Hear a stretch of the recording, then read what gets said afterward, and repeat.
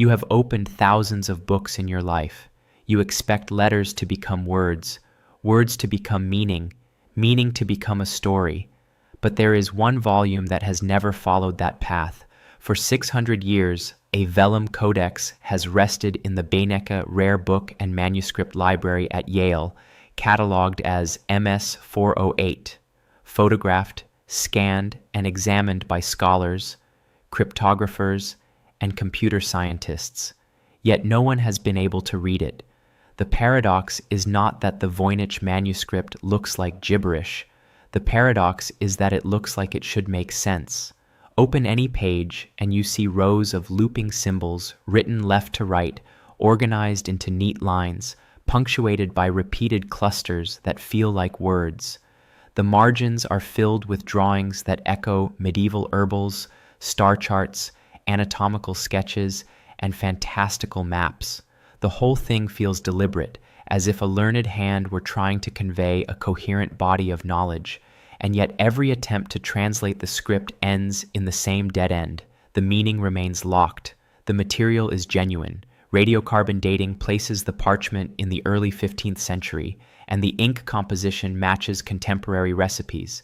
It is not a modern hoax, nor an internet meme conjured yesterday. It emerged from a world of candlelight, plague, handwritten medicine, astrology, alchemy, and secret societies, where books were costly objects owned by the wealthy or the obsessive. Someone in that world filled the codex with a language that no living scholar can identify. It is not Latin, Greek, Arabic, Hebrew, or any known medieval vernacular. The script curls across the page in a fluid hand, suggesting confidence rather than hesitation.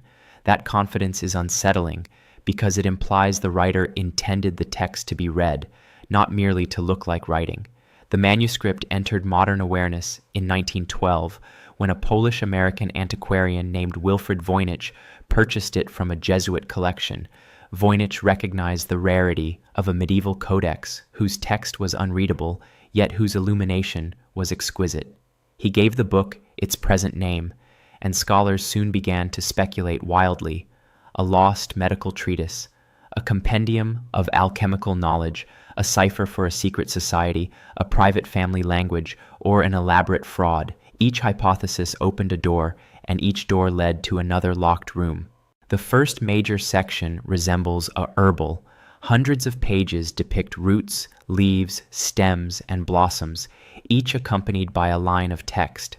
Some plants look recognizably medieval, foxglove, nettle, or rosemary, while others combine features of several species or display entirely invented forms.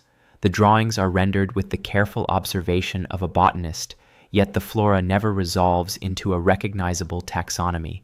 It is as if the author was cataloging a garden that exists only in imagination, or perhaps recalling real plants from memory that have been altered beyond recognition.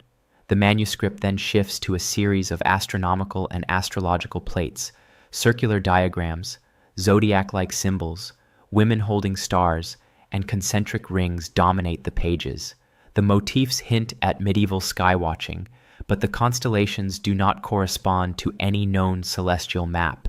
The images suggest a system of knowledge, perhaps a calendar, a cosmology, or a ritual guide, yet they refuse to align with any documented medieval tradition.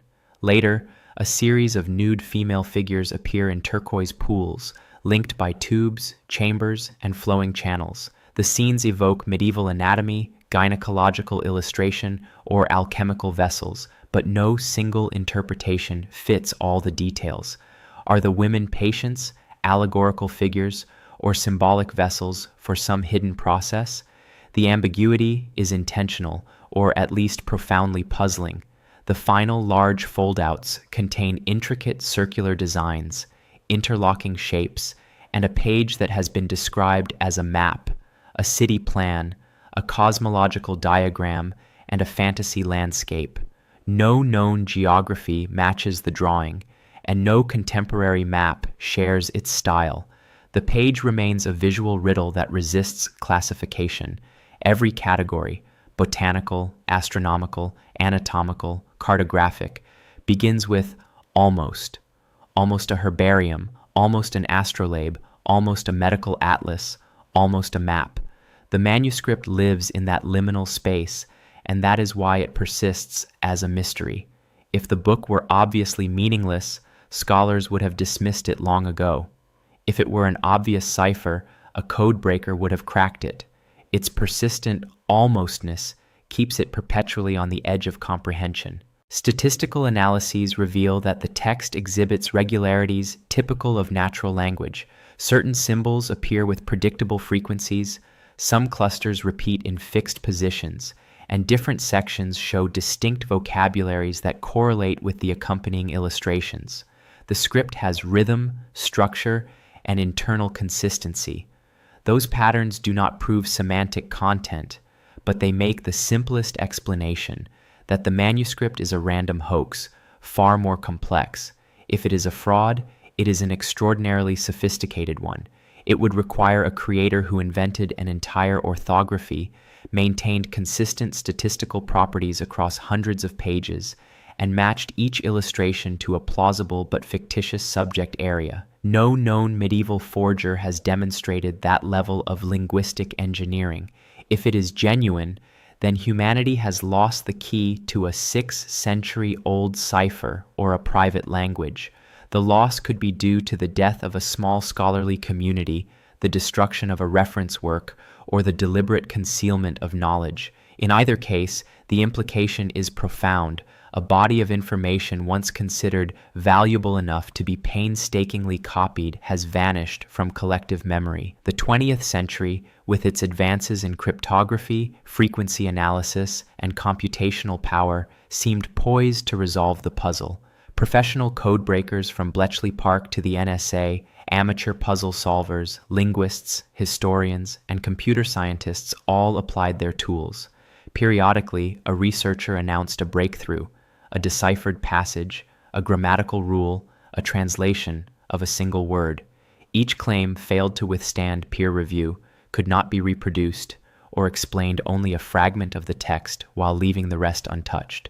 A credible solution must work across the entire codex, accounting for its grammar, its repeated phrases, its sectional vocabulary shifts, and its relationship to the illustrations. It must be testable by independent scholars. To date, no proposal has satisfied those criteria. The manuscript remains silent, but silence is not emptiness. The silence is what gives the Voynich Manuscript its power. It sits between two unsettling possibilities. One, that it contains a genuine message, perhaps a medical formula, an astronomical observation, a religious prayer, a personal diary, or a secret ritual lost because the community that understood it disappeared. Two, that it is a masterful piece of meaningless art, created to intrigue collectors and to profit from the human urge to find meaning where none exists. Both outcomes are disquieting.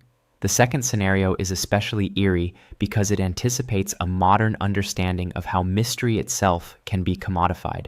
A 15th century author, whether a con artist or a bored scholar, would have known that a book that looks like a key but refuses to turn will attract endless attention and, consequently, value.